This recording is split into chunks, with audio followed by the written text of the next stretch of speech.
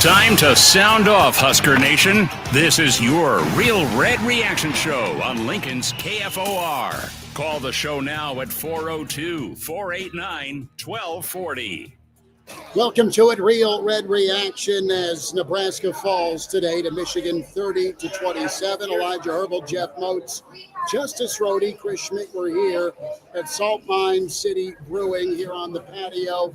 Glorious day for football, not enough Nebraska, fellas, too much Michigan. We'll discuss the who, what, where, and why it all went down. Numbers to get in, 489-1240, 489-1240, 800-825-5865. Can hear us, of course, YouTube, Average Joe Sports Show, and Real Red Reaction channels, KFOR Radio, Twitter, AJ Sports Radio. And guys, it was there for Nebraska, but Michigan made a very loud declaration with their lines of scrimmage today, quarter 1 through quarter 4. They are not ready to go gently into the Big Ten good night. And, man, too much Michigan, and Nebraska falls to 3-1.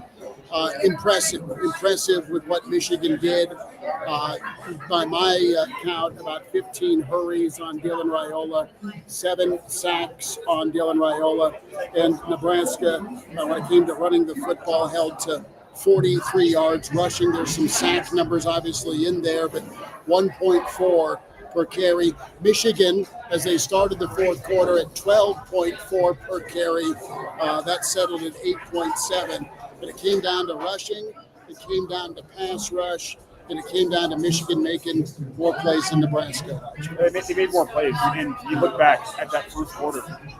The decision to go for it on fourth down instead of taking 3 points, the missed field goal, which if you don't go for it on fourth, you probably don't get the good field position to set up the field goal. So I'll say you leave 3 points on the board. You could argue maybe left 6 points on the board. Either way, you're kicking yourself over that. The defensive line, I think, held tough, but 3 long rushes killed you, and then that long drive in the fourth quarter killed you. Wasn't good enough. They were better than I think I expected at times. Holding serve, but Michigan with those long run plays really killed you. The pass rush for Michigan killed you. That was both a offensive tackle issue and a Dylan Raiola issue. I think he a lot of times stepped up out of clean pockets right into the waiting arms to rush. A lot of things to circle in this game. You were there at the end, couldn't get the onside kick, but a lot of missed opportunities, just missed chances. He said you're going to be kicking yourself over in the film tomorrow morning. That's the magic word, Motzi, injustice, opportunity. We came in all week talking about the chance to make a statement. You didn't tarnish yourself per se. You lost at 3 at home to a ranked team, but you had a chance to make it go the other way. Michigan just too good, Motzi. Yeah, there's no question. Both sides of the football, you look at how they performed, especially up front. And even with the pass rush, you talked about that, Elijah. That was one thing that really stood out to me today, was how Michigan's defense utilized their efficiency and their strengths in the pass rush and really threw Dylan Raiola off his game. Dylan Raiola was not himself today. And the other thing about this, too, 7 sacks were given up. 7 sacks committed by Michigan's defense on Dylan Raiola today. And I can't remember the last time I saw a Nebraska quarterback take 7 sacks in a game. It's probably been a long time, probably within the last 20 years at some point. Not sure. But that's unacceptable. And I know you've had 3 games to prepare. Granted, it was against Cincinnati, who's still a competitive team out of the Big 12. But you had Akron and you had Houston Christian that were complete blowouts. Whereas with Michigan, they played Oklahoma here just a couple of weeks ago and went down to Norman and suffered a loss there. So Michigan, to their credit, had that big game experience for this season already under their belt. They knew what to expect when they were coming into Lincoln. They took advantage of some miscues. They were able to get their pass rush going. And let's face it, on offense, the passing game wasn't too effective for them, although they had some plays there. But it was the ground attack, as you guys pointed out too, that had those big plays, those big gains for touchdowns. and that was a difference maker too. Nebraska defensively, I thought they played pretty decent for most of the game. The question, though, is what happened to the tackling ability. There were several times, especially in the second half, fellas, where Nebraska had a chance to stop Michigan on second or third down from getting that sustainability of moving the drive forward, but it was a missed tackle. What was it? Sierra Wright had a missed tackle that could have been stopped right at midfield and would have brought up a fourth down in a punting situation for Michigan, but instead the ball carrier gets past, gets the first down, drive sustained. So there's a number of things to look at here, and now you're entering Big Ten play, and you've got one game under your belt.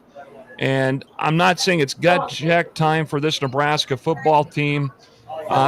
They played hard until the end, but again, a lot of things to look at. The pass rush, how you're able to handle that on the offensive line. Defensively, you got to be able to tackle the ball carrier, whoever has the ball at that point. And the other thing is too, you got to be ready to play Big Ten football. You've had 2 weeks in a row where you've blown out your opponents, and we're moving toward that possibility where schedules are going to be a little bit more competitive, to where you might not see an FCS team or another low Division I program that comes into Lincoln and plays, and picks up a paycheck, so to speak. But I think with Nebraska today, a couple of jabs thrown early by Michigan, that's what did it. I know the big Hail Mary play was big right at halftime. I thought at that point maybe that was a momentum builder. Coming out of the locker room, it was complete opposite. And you thought maybe Michigan out of the gate in the second half may sputter a little bit and Nebraska could capitalize. But unfortunately for Nebraska, it didn't turn out that way. 30-27, yeah, it's a loss. It's a close loss. Another close loss, again, to a ranked team. But now some things got to be retooled here. You go into a bye week now. You got Michigan State coming up here in 2 weeks. Time to retool, time to get things regrouped and refocus as you move forward through the Big Ten schedule. One of the things I'll say, I think from a lot of folks walking out of the stadium, it's disappointment, but it's not dejection. There were opportunities to go win that football game. Your offensive line is not good enough. Your defense wasn't good enough. You need to make a stop when it mattered in the fourth quarter. They couldn't go and do this. Michigan drive the length of the field on you. Holding the three, but 8 minutes off the clock. That was the big deal from that drive. It wasn't Nebraska getting steamrolled by a top 25 team. It's disappointment, not dejection. You need to be better. Offensive line's where I circle even more than the defensive line in this game. Only 43 rushing yards. The way Dylan Rhody was harassed. And he wasn't great from a pocket presence point of view, but the offensive line did no favors. That's where I'm at. It's not complete dejection. It's just disappointment. This team is good. They're not great. Can they reach the goals of the college football playoff this year based on what I saw today? No. Can they go be an improved team from what they were last season?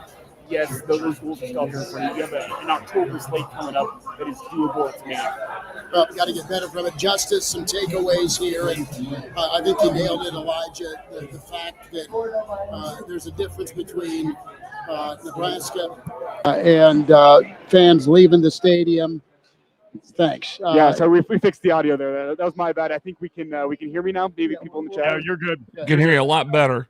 Fans leaving not happy in a loss, but not like, well, this team's in a whole lot of trouble. There's a little bit justice at the light at the end of the tunnel here, not to completely go lipstick pig here, but this could have been a lot worse. I thought the thing was going to go blowout. I mean, Michigan jumped out 10-0 after you get 0 points with 2 red zone trips. We'll start there. And Justice will get back with you in a minute. He's taking a phone call, but this thing started awful for Nebraska. They clawed their way back twice from being down 10 points to nod the game up, but Michigan went boa constrictor on you. And just Michigan went Michigan. They did. I mean, you had Underwood held. He didn't even throw for 100 yards. Didn't need to. He had a couple of plays, but push comes to shove. It was Haynes doing his thing. Justice, who's on the line? We got Tad from California on the line. Okay. And Tad, thanks for calling Real Red Reaction, powered by Slim Chickens. Tad, what do you say? Well, I just want to reiterate what I've been saying all along. It's about recruiting. It's about getting ourselves a dual quarterback, because we're getting beat by those different things. I love Raiola, the way he can pass, but that makes us one-dimensional. We have to be able to run the football for 8 minutes down the field and take the time off the clock. It's about recruiting, and we need to get those athletic guys up front, and we need to really pound the offense and the defensive line. Thanks, boys. Tad, appreciate the phone call. Yep, Michigan on paper, better at acquiring talent over the years, 2 years removed from a national title than Nebraska. But, yeah, I mean, it showed up. Nebraska, it was tough sledding, man. I mean, when you say those words, what will stay burned into my mind is just how tough it was for Nebraska to run the football after that first drive. It was rough. You had long runs of 14 and 11 yards today. That first play from scrimmage, Emmett got off the left side for a nice gallop. And then, it was pretty much shut down. The dam was more concrete was poured, and you really couldn't get too much done between the tackles and outside. Michigan really, really solid. And the difference I saw in terms of running the football was Michigan's offensive line getting to second level, blocking linebackers. Go watch the long touchdowns, the exception of being the Underwood one. Which one?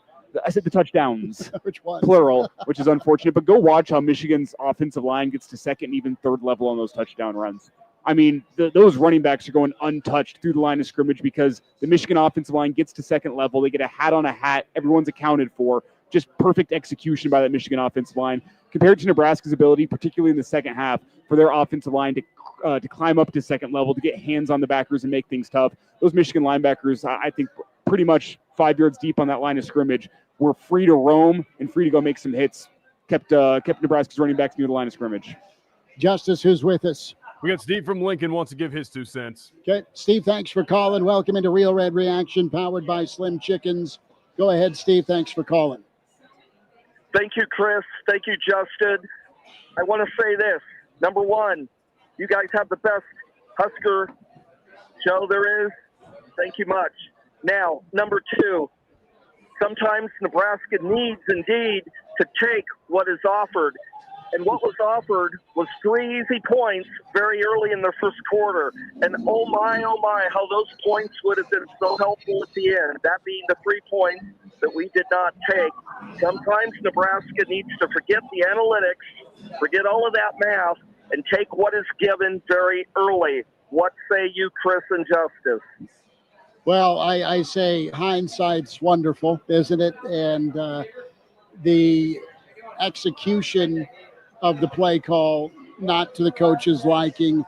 Push comes to shove, you lose the toss, you get the football, you put a drive together, you got to get points. You got to get points, and you didn't. You started that second drive because of that fourth down stop at the Michigan 37. You get 0 points there from a missed field goal. You needed to be up at some point, 3-0, take the lead. You didn't. And I'm sure they're second guessing that right now as they lose by 3. But there were different ebbs and flows of the game. Nebraska dug such a big hole down 10-0 early.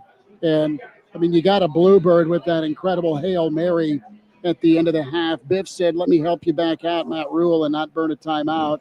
And then Barney fought off 3 Michigan players at the goal line for that jump ball to somehow tie things at half. Yeah.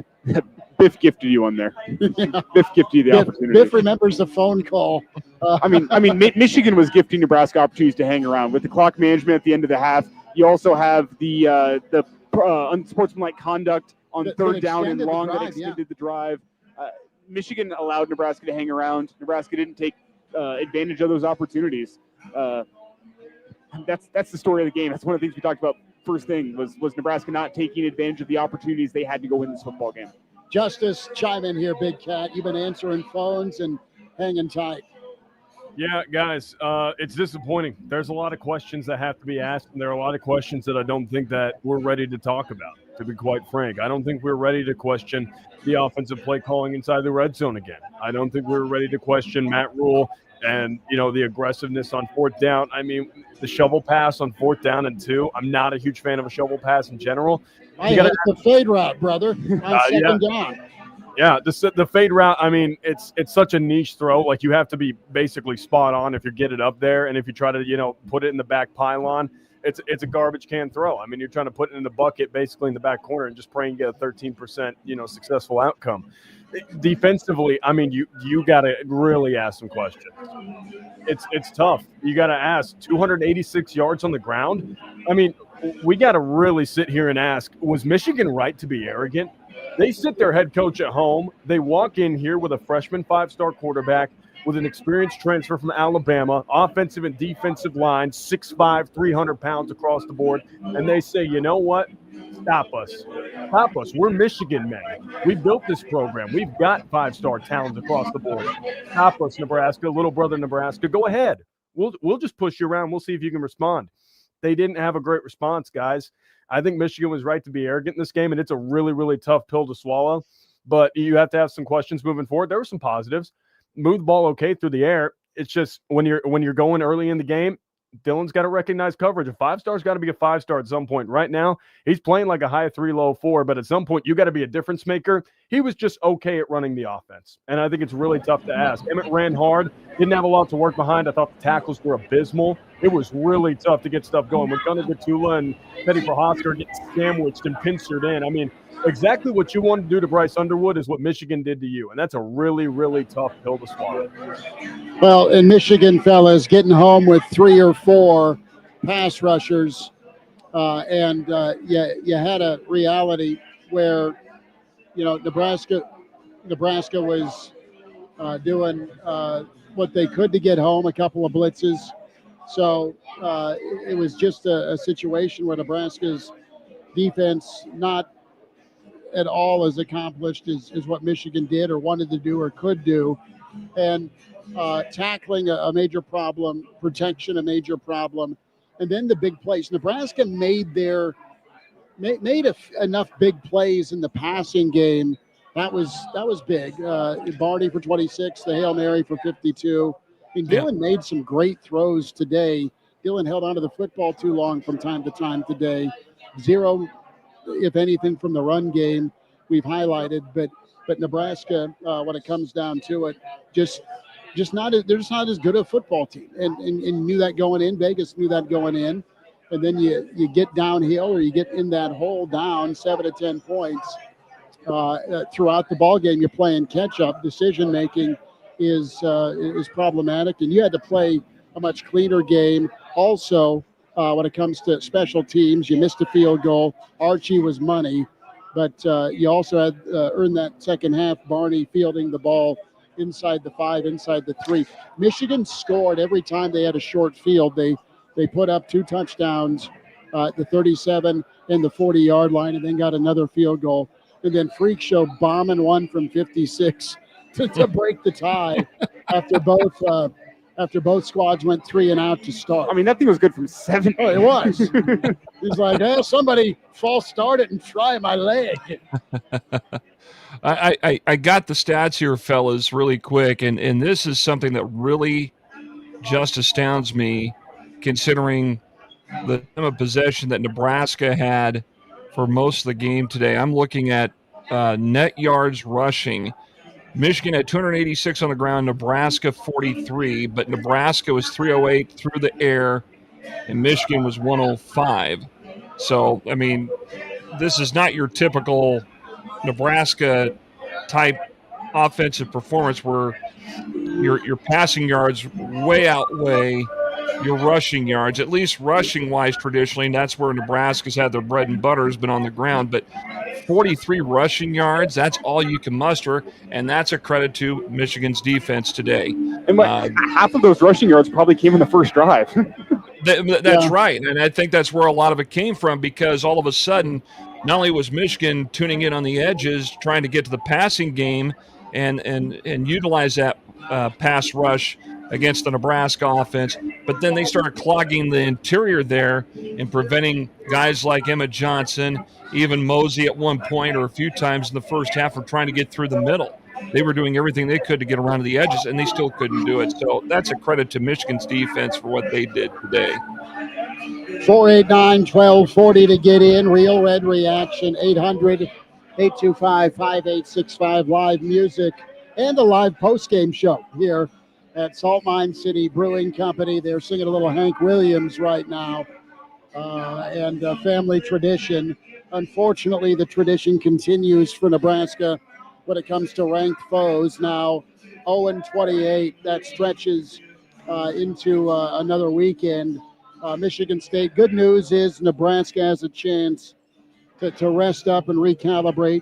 Michigan State comes to town in 2 weeks, fellas. Well, can you add 20 pounds to each defensive lineman in the next 2 weeks? Well, and listen, Nebraska got bullied for sure, but there were also just mistakes between missed tackles, guys out of their gaps, and then Nebraska wasn't clean on that side of the football, whether they got caught in a bad loop or they got caught with the eye candy. I mean, we're talking a 75-yard touchdown run, a 37-yard touchdown run, a 54-yard touchdown run, and then the field goals for Michigan. You got gashed on the big play, the explosives. And I know whenever people see a team run the ball for almost 300 yards, you're going to look at the defensive line and put the finger on them, and rightfully so. That defensive line was not good enough today, but there was bad angles from the secondary, from the safeties coming downhill. There was bad tackles from the running backs, or from the linebackers, I should say, letting the running backs pick up leaky yardage. It wasn't just a defensive line issue today. It was really that entire defense being able to stop the run. So not that there isn't blame to go around with the defensive line, because some of those long touchdown plays was absolutely those guys getting washed by single blocks, and the offensive line of Michigan being able to get up to second level. We had some bad angles from safeties as well. Like stopping the run is a team effort, and Nebraska did not get the team effort it needed today. I mean, that's evident with 300 yards rushing almost. Well, I mean, you look after that first quarter, you're down 10 rip. Instead, the start, and that's where I want to kind of focus again in on. You're up 6-0.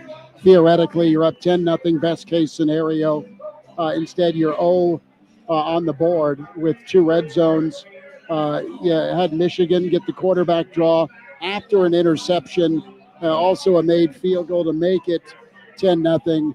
I mean, it could have snowballed. It could have snowballed other Nebraska teams. I'm going to go a little sunshine here for 2 seconds. We'll get to some of our stream comments as well. 489-1240 to get in on Real Red Reaction. But I was wondering, all right, is it going to get really gnarly down 10-0 as you go 3 and out again? Michigan has the football. A guy that I was worried about today was Elijah Judy. And Elijah Judy kind of made the play of the first half, aside from the Hail Mary, to strip that football. Nebraska recovers. They at least go and get 3 points, fellas, to get on the board. And then you get the touchdown pass to Barney on a big 3rd down and 8. Every 3rd down in the first half, you dropped back, except for that touchdown, you got sacked. And then Michigan really brought pressure, or it turned into pressure anyway, on the 2nd downs to make it 3rd down and long. And then they just backed off. I'm anxious to hear the teaching tape from Dana Holgerson to his offensive line coach, to his quarterback, and then to his wide receiver. Dane Key, also a pretty critical play where just lost track of where he was on a scramble drill, where Dylan had about 3 plays, fellas, where he avoided a TFL, stayed alive, and made a big play downfield.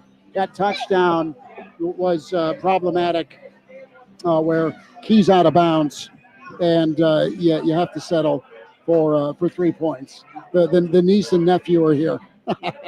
I was wondering who that was. They don't seem too dejected. Well, no, Dad's here with a full wallet.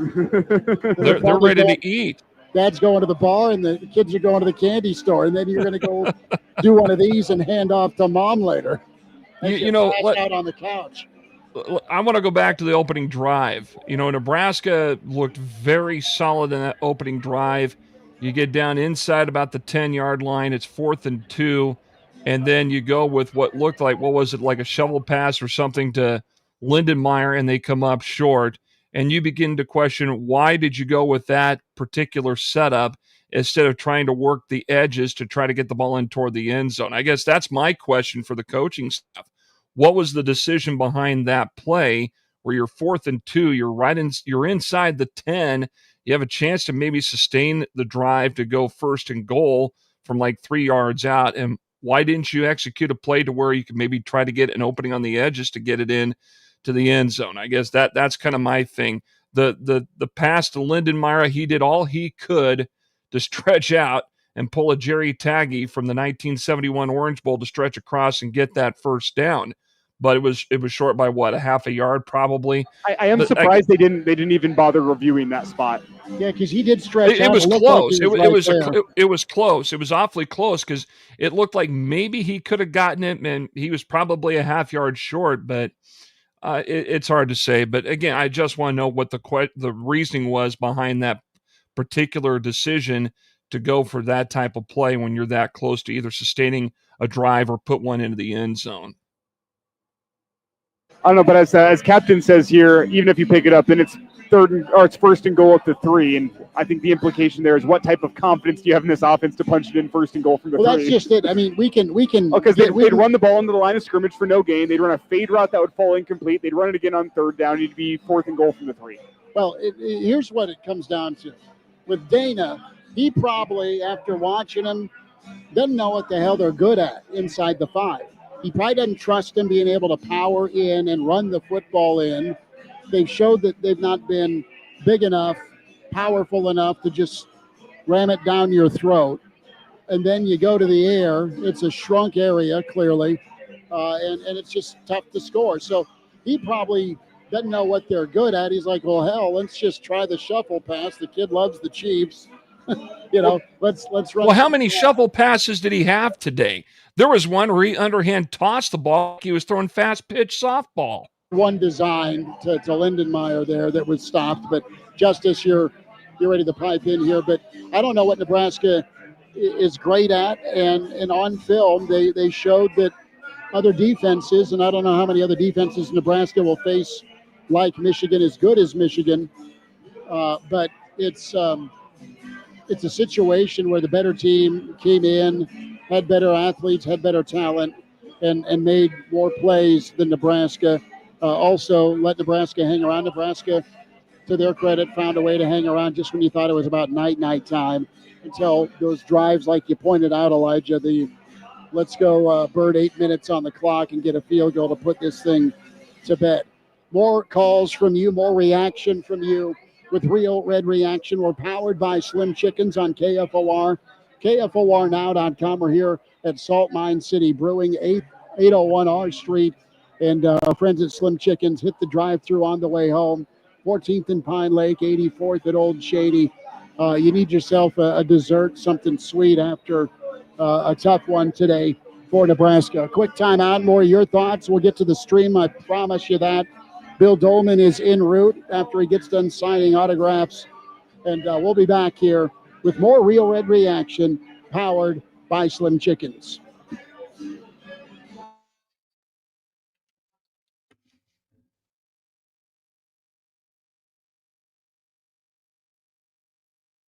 Dave's Heating and Air, Lincoln's local family-owned heating and air business. Dave's Heating and Air is Lincoln's professionals you can trust. Whether you need service, repairs, or a new system, Dave's is here for you. Dave's wants your home to feel comfortable and cozy. Get the peace of mind guarantee and call Dave's for your HVAC needs. Call me today at 402-480-3004 and talk with a professional. Dave's Heating and Air, doing whatever it takes. Progressive's Teen Driver Discount could lower the cost of insurance for your teenager and save you some money. And then you can still spend money on them. Because just when you think you have a grasp on spending, new sneakers. And then it's money for a school field trip. And of course, spending money. Oh yeah, and a new phone to replace the one they dropped in the toilet. Oh, don't remind me. So just get Progressive's Teen Driver Discount. And then you can continue to spend money on them endlessly. Progressive Casualty Insurance Company and affiliates. Discount not available in all states and subject to terms and conditions. More fiber and laxatives, eh? Who are you? I'm future you. Future me? Constipation with belly pain still coming back? Our doctor figured it out. It's irritable bowel syndrome with constipation, or IBS-C, and Linzess could help you get ahead of it. Linzess linaclotide is a prescription medicine that treats IBS-C in adults. It's not a laxative. It's a once-daily pill that helps you get ahead of your symptoms. It's proven to help you have more frequent and complete bowel movements and helps relieve overall abdominal symptoms, belly pain, discomfort, and bloating. These symptoms were studied in combination, not individually. Do not give Linzess to children less than 2. It may harm them. Do not take Linzess if you have a bowel blockage. Get immediate help if you develop unusual or severe stomach pain, especially with bloody or black stools. The most common side effect is diarrhea, sometimes severe. If it's severe, stop taking Linzess and call your doctor right away. Other side effects include gas, stomach area pain, and swelling. Talk to your doctor and say yes to Linzess. Learn more at linzess.com or call 1-800-LINZESS. You're great at protecting your data, but lots of places could still expose you to identity theft. If that happens, LifeLock gives you the U.S.-based restoration agent who will stick by your side from start to finish. Phone calls, filing documentation, preparing insurance claims. Your agent handles it all. In fact, they're so confident restoration is guaranteed or your money back. It's nice to have an expert like that on your side. Save up to 40% off your first year with promo code Beck at LifeLock.com. That's LifeLock.com. Terms apply. Cashback is not available on gas in New Jersey and Wisconsin. $5,000. That's the average amount of money people in the U.S. are now spending on gas in a year. $5,000. That's crazy. If you drive, you have to download Upside, the free app that gives you cash back every time you get gas. That's right. You can earn real cash back with Upside just by buying the gas you're already buying. You can literally start earning cash back today. I use Upside every time I fill up, and I've already made around $300. You're putting gas in your car anyway. Why not get real cash back? If you like free money, download Upside. I'm saving the cash I earn from using Upside to help pay for a vacation later this year. Download the free Upside app now to earn cash back every time you buy gas. Use promo code PARTY5 to get up to a $5 bonus on your first tank. You can cash out anytime right to your bank, PayPal, or a gift card for Amazon and other brands. Just download the free Upside app and use promo code PARTY5 to get up to a $5 bonus on your first tank. That's code PARTY5 to get up to a $5 bonus on your first tank. If you have unfiled taxes or are in debt to the IRS, this is important news. Did you know the IRS has programs specifically designed to help people struggling with tax debt? Powerful tax assistance programs that can save you thousands if you qualify. No one knows these programs better than the experts at Optima Tax Relief, America's most trusted tax resolution firm. A+ rated by the Better Business Bureau, their award-winning tax attorneys and licensed professionals have resolved over $1 billion of tax debt for their clients. One call to Optima can start the process, helping to put an end to your worries about wage garnishment, asset seizure, and other aggressive IRS actions. Find the best options to solve your tax problems. Call the experts at Optima Tax Relief today for a free consultation. Call 800-936-9033. 800 This is the Real Red Reaction Show. Phones are open now. 402-489-1240. Uncle Andy is bringing reinforcements. Niece Ella is here, fellas, and make sure the dump button's ready for Ella. She took Nebraska money line apparently. Huskers fall today are now 3-1 on the season. 489-1240 to get in. 800-825-5865 to get in here. Jeff Motz hanging out. Justice Rhody with us. Elijah Herbel, Chris Schmidt, as we are here at Salt Mine City Brewing for Real Red Reaction, powered by Slim Chicken. Some of the comments in the stream. Jay says Tony White made the right call. Jeff Snitley, Boulder Peace Street, he says, checking in from the north 20-yard line. West Stadium cannot give up 279 on the ground and expect to win a difference in the game. Vic is in from Denver. Good to have Vic with us. Jay nails it. See what a good O-line and running back can do. Decent O-line will never be back. There's a lot of dejection. Fellas, I don't walk away from this ready to punt on the team or the season.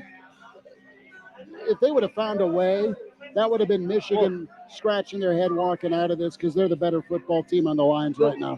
The problem is you don't want this team in year 3 to be at the learning how to win points.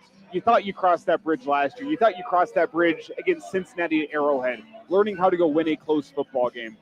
Sure, was Michigan the better football team on the lines of scrimmage? I would say yes. That is how you win Big Ten football games. But Nebraska had opportunities to go win that football game, and they let those opportunities slip away from them. That's the frustrating thing. I'm with you. I'm not dejected. I'm disappointed. But you can't be at year 3 of a rebuild after what you saw last year, what you saw at Arrowhead. There's the 7.5 season ceiling. And still be walking away from this game saying, well, they're still learning how to win. You can't be there in year 3. Well, and push comes to shove, you just get beat by a better team. Nebraska needed to play and have that margin for error be a little more kind. And if you're able to run the football and give your quarterback more time, who knows? Better team, I guess, in the Big Ten. They had the better lines of scrimmage. Yeah, you do. And that's frustrating whenever you in Nebraska, I mean, for decades, Nebraska was built on lines of scrimmage play. Michigan was better there. That's frustrating. I would agree. Motz, you look at this, and I mean, the comments here, you got Eric saying just another day being embarrassed on national TV. I don't put this in the embarrassment category. I think he just got beat up. Russell says too many sacks. Absolutely. Yep. Transfer Madness says dang. And Tyler also checks in here and says, well, it went just as Vegas thought it would. Only thing is maybe take the 3 back in the first possession. You'll find us here. We got a Bill Doleman sighting. We'll see if he makes it. Believe it or not, Bill's wandering in traffic. No, but you know what? To your point, Schmitty, I don't think it was a complete embarrassment. No. Because you didn't get blown out at home. Did you get blown out on certain plays of the game? Yes, you got blown out because there were big gains downfield. I think that's like the only few embarrassments out of anything today, aside from the 7 sacks as well, that I thought Nebraska put forth. But I really think if you lost this game by 3 points, you would say, okay, that's, I suppose it's acceptable, but not completely, simply because the first possession of the game, you probably should have took the points. And then when you had the next chance to take the points again and you missed the field goal, that didn't help. But in essence, I think when you look at what happened early on in the game to start out, the points matter. You could have had a 30-30 ball game potentially at that point, or maybe Nebraska could have had a lead ahead at that point way before the fourth quarter.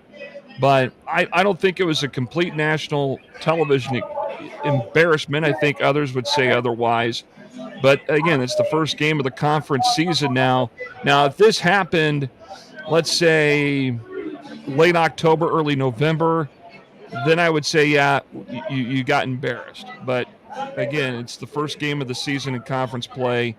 But there's a lot of things they need to work on. There's still a lot of things they got to do when they go back to the drawing board. You got a week now off from competition to where you can go back and look over the tape from today's game in particular and point out what went wrong. There's a lot of things you can point out.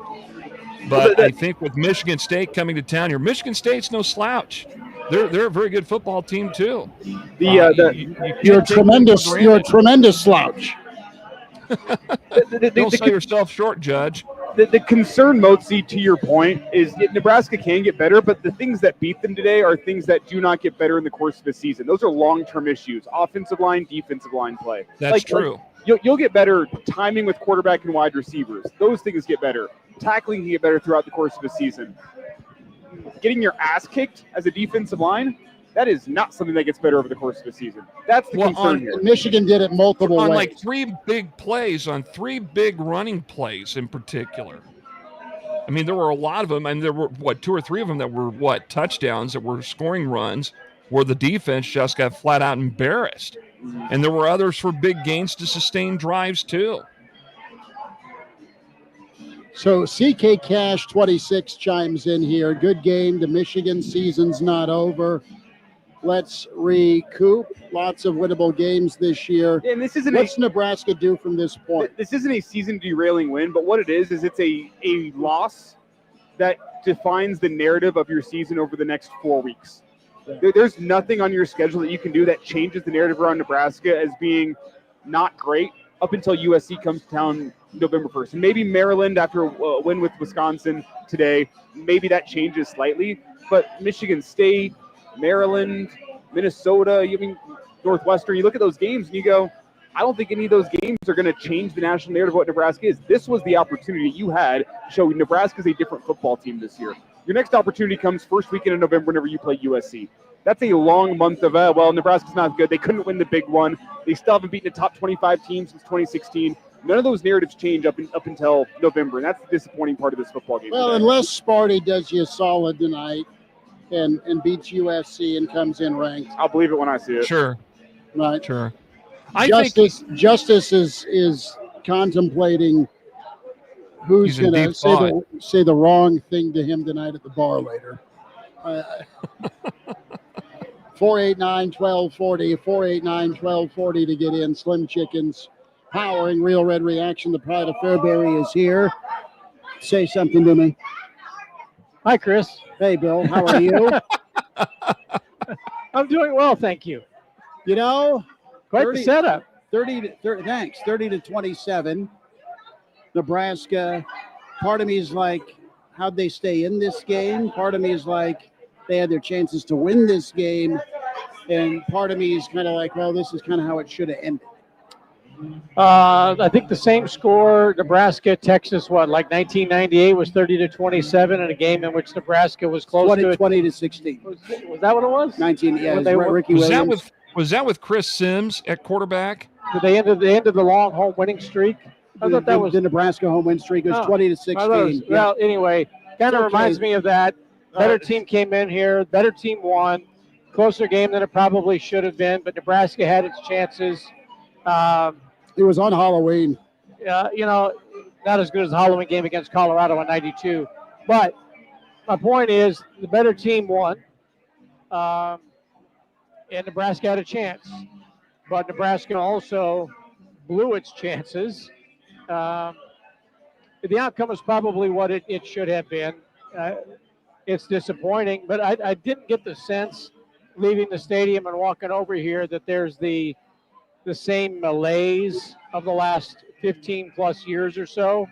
I think most people have a resignation. Nebraska's not as good as Michigan. But I will say this, if you wanted to be in the college football playoff, you were just in the college football playoff. Right. You lost to a team that has a chance, if it continues to run the ball like it did. I don't think it has a difference maker at quarterback right now, but he's a quarterback that gives you a chance because he has a threat of the run. But in a playoff game, Nebraska lost. This was a playoff. Now we look forward to Orlando or Nashville, San Diego. I don't know where all the bowl ties are, but Nebraska's not going to the playoff this year because if Nebraska wins this game, they're in the top 25. They're going to be in the conversation. They've got Michigan State coming up. Maryland's better than most people expected. But that dream is over until next year. Nebraska will be back in a playoff conversation next year because it'll have a veteran quarterback. They'll also have a good college quarterback who can both run and pass. But that's a story for another subject, I guess. But if you want to win in college football, you have to have a quarterback that can run. I think Dylan Raiola is going to be a great pro quarterback. Well, I think if you want to win at the college football level, you need an offensive line that can get a yard of push whenever you 100%. Hey, listen. I was listening to your show. I think it was a Friday, like around 5:00, and you had a guest that just nailed it. You got to score from inside the 5. You can't miss tackles, and you can't let Michigan go for double-digit runs in the second half like Cincinnati did.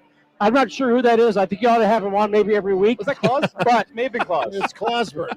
No, it wasn't him because that's another story for another time. But Technical difficulties. Look.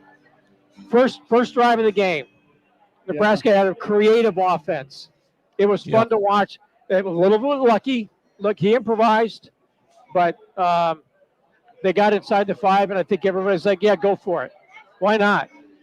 But, again, the play calls were exactly what that guy was talking about. You're going to throw, you're going to run, you're going to throw, and then you're going to probably kick it. Nope, you're going to go for it. Okay, yeah, make a statement. I don't begrudge him for going for it at the beginning of the game like that. Call. Well, no question about it. Nebraska still can't score from the 5. Call here. Can't run it, and if he holds it for more than 2 seconds, he's a dead man. So right. Shovel pass. Well, yeah. So how about maybe a running quarterback is another threat? There's an offensive threat inside the 5 that Nebraska does not have. And that's something that Dylan Raiola has not proven that he can do, is being that quarterback that can run the ball inside the 10 or 5-yard line when they're down to a 4-2 situation and can take it in for 6. I think I think you're right on spot there, Bill. You got to have somebody that's not only just a tremendous throwing quarterback, but is capable of running that football. We've seen Dylan Raiola in situations, even in midfield, where he finds a way to get open. He'll scramble and he'll slide in like he's sliding into second base to get the first down. Why can't he improvise and do that if a play is broken up? It's designed for him. He did a great job. I'll say this, and folks are ready to fire the arrows at everything and everyone. And I get you're ticked off about the loss, but as many times as he held, not as many, but he held the ball too long today. From time to time. And his pocket presence was bad. I'll say he kept a few plays alive and hit some shots downfield. Dylan Raiola was the best player on your offense, but he was not as good as the stat line would indicate. That's fair. Barney showed up big. God, he was good, except for he was huge. Inside the 10 thing was an issue, clearly. But he has a good argument to be the best player on your offense. But Dylan had issues with pocket presence, holding onto the football too long. I mean, there were 7 sacks today. I think I can squarely put 3 on him, of either running into pressure or just not getting the ball out when the internal timer went off. And there's another one that was kind of iffy. Did the offensive line do him any favors? Absolutely freaking not. But you got to be better as a quarterback, knowing that Michigan's been getting after you with 4. When that internal clock goes off, airmail it to a guy on the sideline. Receiver in the area, get out of bounds, live to fight another day. That's the one thing you don't see with Dylan Raiola, is that live to fight another day nature.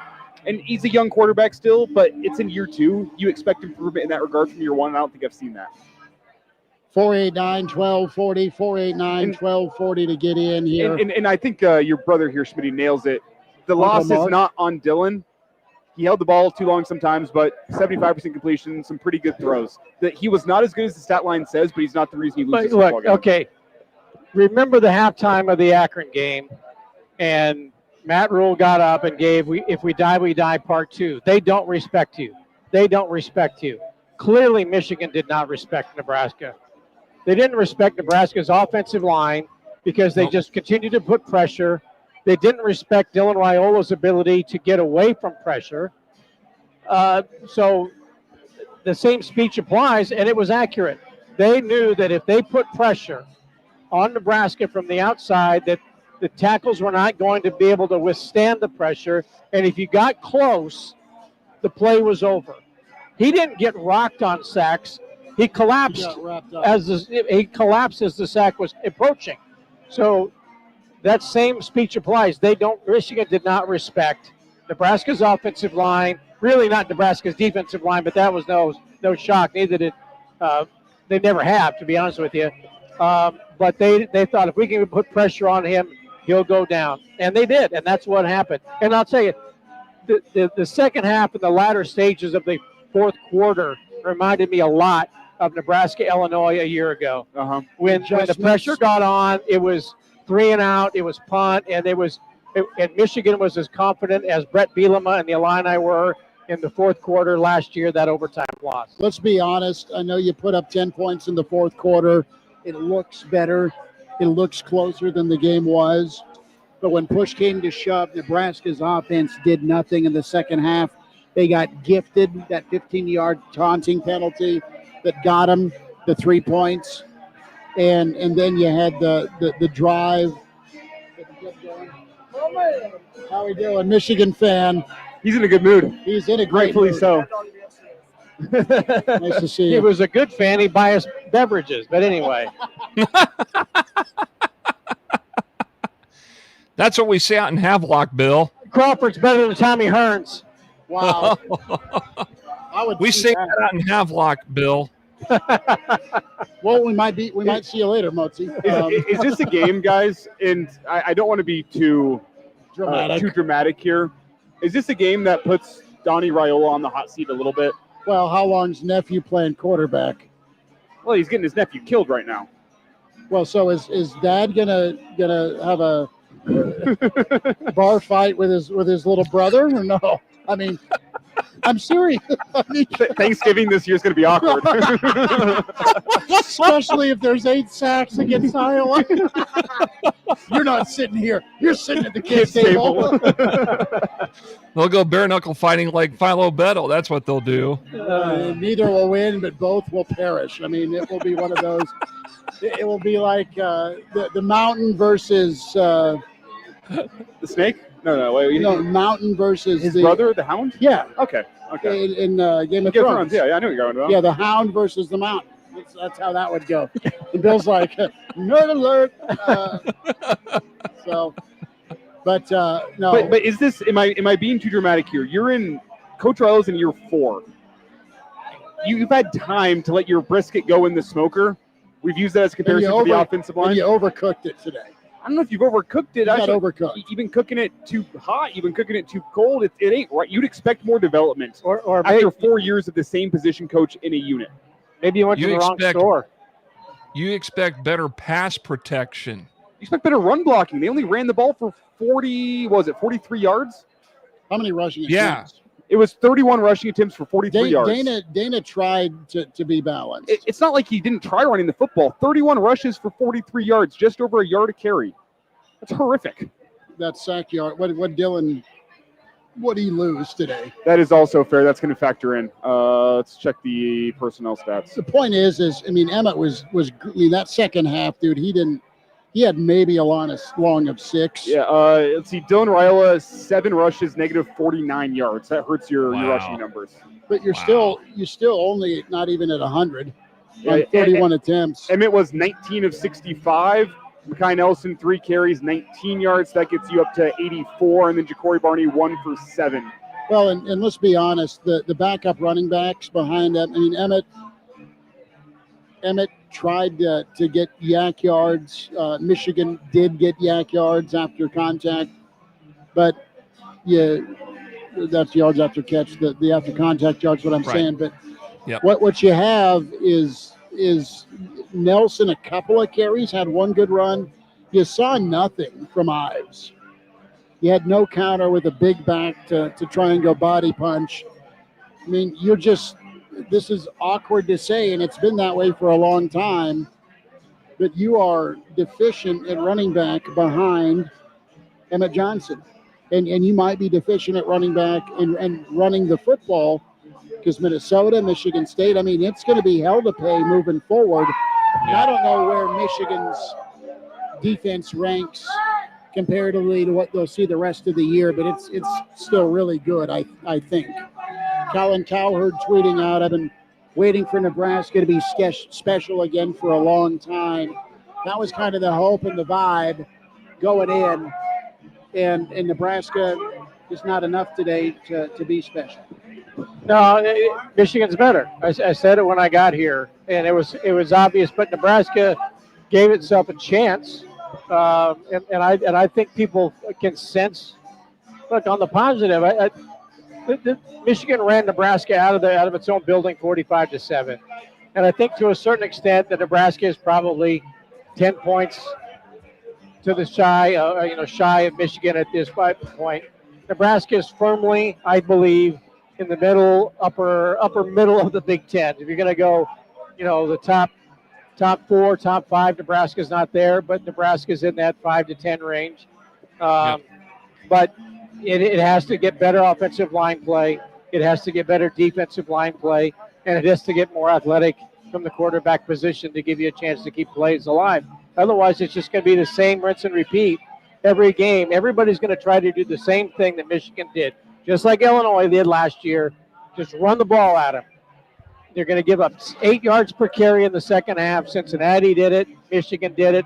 That's the recipe. Put pressure on the quarterback and just outmuscle the defensive line. Look, and Nebraska's losing it. Oh, you're wonderful. You're my new best friend. The Boulder Peace Treaty coming through. Justice, there is still one beer in the fridge over at the studio.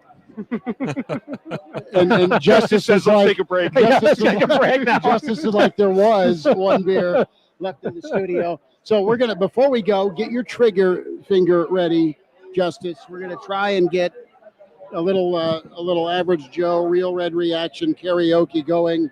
Tyler, sneak in here. We're live on the radio. We're live on the radio. No Don't get us fired. Absolutely. I think we played a great game. I think Nebraska had a great game. We got some improvises to do. I think the O-line wasn't there. And I think in 2 weeks after the bye week, I think we'll come back and we'll play Michigan State, and I think we'll have a great game. Tyler, how many cocktails have we had today? Oh, we've had a lot. But since we've had a lot, the Michigan game, we lost, and I'd really like to say it was a bad loss. It was. Tyler, thanks for tuning in, brother. Absolutely, brother. You guys have a great night, and always go Huskers. There he is. I think he's got 3-4 more cocktails left in him today. Absolutely. Even though the Huskers lost, I'm here. We lose, we booze, always. But in 2 weeks, we're going to come back. And we're going to play Michigan State, and we're going to win. As always, shout out Matt Rule for being the coach he is. All right, good stuff, Tyler. There it is. Look at that. There is a the happy line. drunk after a loss. There's the line of the night. We lose, we booze. It used to be the line of the night. Motzi, it used to be win or lose, we booze. In recent years, it's just become we lose, we booze. We lose, we booze. I get it. Fellas, Justice is going to break his chains again, sloth style, if we don't go to break. Before we do that, Motzi, this is your final moment with us here on the Real Red Reaction Show. Any final thoughts for us? just some final thoughts. You got to improve your pass protection. You got to be able to get your offensive line in tune and ready to go as you move forward. You got an extra week to do that before Michigan State. Defensively, you got to be able to make tackles. And if you're not making tackles, you're going to see a lot of what happened with Michigan today occur, especially when you go up against teams like Michigan State and Minnesota moving forward, fellas. Enjoy your weekend. Have a good sports weekend. We'll talk to you again soon. Motz, we'll see you in Havelock. There he is. Jeff Motz with us, Justice Rhody in studio, Elijah Herbel, Chris Schmidt, the Pride of Fairbury's, Bill Doleman. Real Red Reaction, powered by Slim Chickens here at Salt Mine City Brewing here out on the patio. For post-game, a quick timeout. We'll hear from Matt Rule on the way when we come back here on KFOR, KFORnow.com. Hi, this is Dave with Dave's Heating and Air, Lincoln's local family-owned heating and air business. Dave's Heating and Air is Lincoln's professionals you can trust. Whether you need service, repairs, or a new system, Dave's is here for you. Dave's wants your home to feel comfortable and cozy.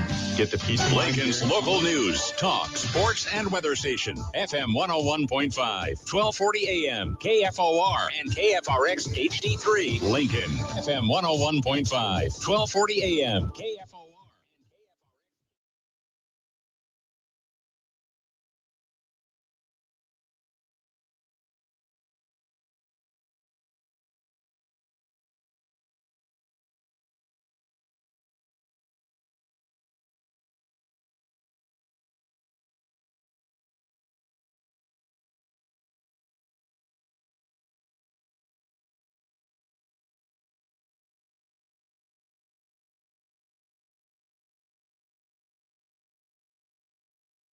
Every family is different. So when it comes to a new heating and cooling system, why not get what fits you best? Get the perfect fit with Bryant. Maybe you need higher efficiency, better humidity control, increased warranty, or all the bells and whistles. Bryant provides options in warranty, brand, comfort, and efficiency while maximizing savings.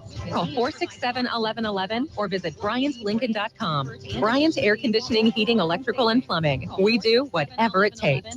Make hauling easy with the MWC Park Can Easy Dump. This satellite dumper goes where big garbage trucks can't and can haul everything from trash to yard waste to recycling. The fully automatic Easy Easy Dump fits in the back of a standard pickup truck, so there's no need for a CDL license. Perfect for alleys, gated communities, condos, parks, anywhere. Come see the Easy Dump yourself at MWC Can in Lincoln, or go to MWC-can.com today.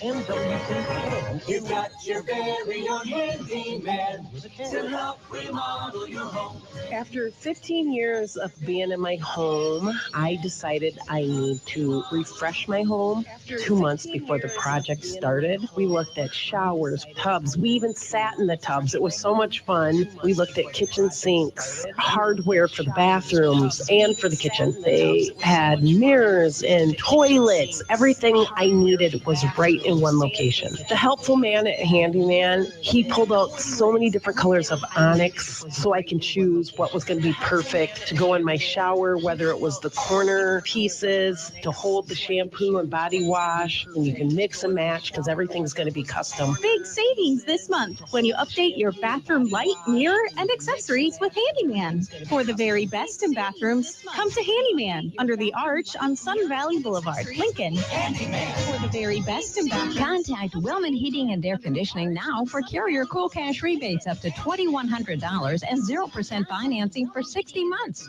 Combined with the new LES City and federal tax credits, the incentives really add up.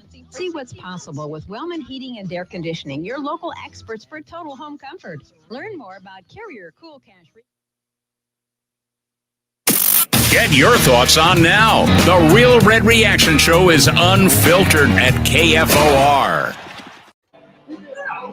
We continue on Real Red Reaction. We're powered by Slim Chickens, 14th and Pine Lake, 84th and Old Shady. That's Elijah Herbel, Justice Rhody, Chris Schmidt. The Pride of Fairbury is Bill Doleman.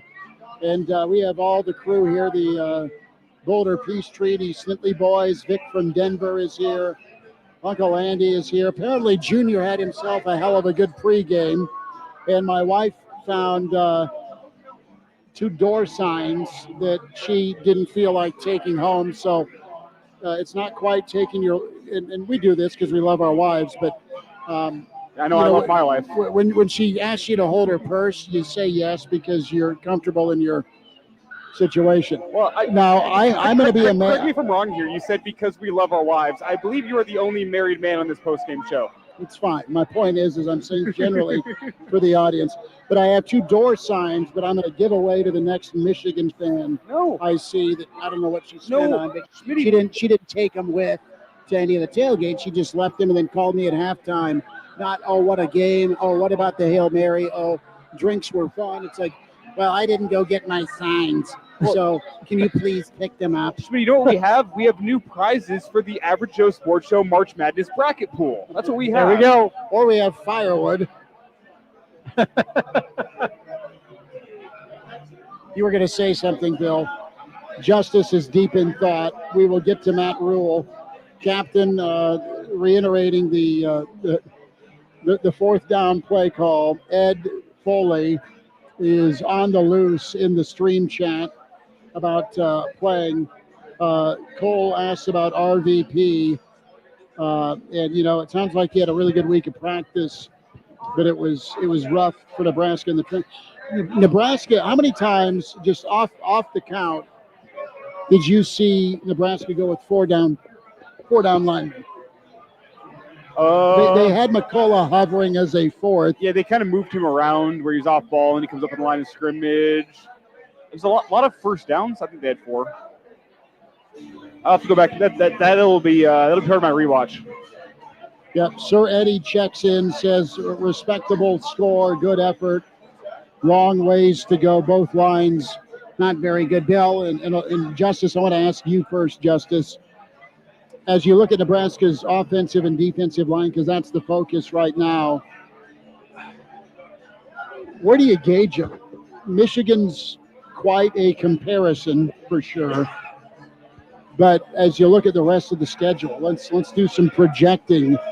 Vegas says 7.5. After what I saw today, they're going to face an Iowa squad. They're going to face a USC squad. They're going to face maybe Michigan State. There's no slouches in this league. is there still time for the lines to get better? Typically, teams get better as the year goes on.